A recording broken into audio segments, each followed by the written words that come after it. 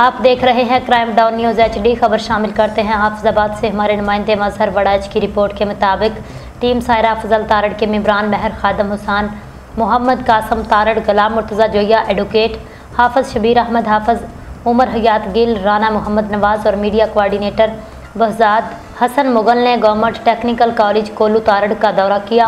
Director, deputy director Toyota और दीगर जिम्मेदारान से मुलाकात की। मुलाकात में कॉलेज में शुरू किए जाने वाले प्रोग्रामों पर मुशावरत हुई। टोयोटा के हुकाम ने मुकम्मल तौर पर मुस्लिम लीग के मुकामी रहनुमाओं को ब्रीफ किया।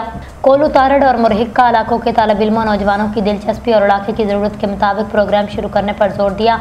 मोहतरमा सायरा अफजल तारड़ की हमेशा ख्वाहिश और कोशिश रही है इलाके के लोगों की फलाह बहबूद के प्रोग्राम कामयाबी से चलाए जाए, मुस्लिम लीग की हुकूमत की बेहतर अंदाज में तर्जमानी हो सके। अब तक के लिए इतना ही। मज़ीद न्यूज़ और अपडेट हासिल करने के लिए आप देखते रहें क्राइम डाउन न्यूज़ HD। अल्लाह हाफिज़।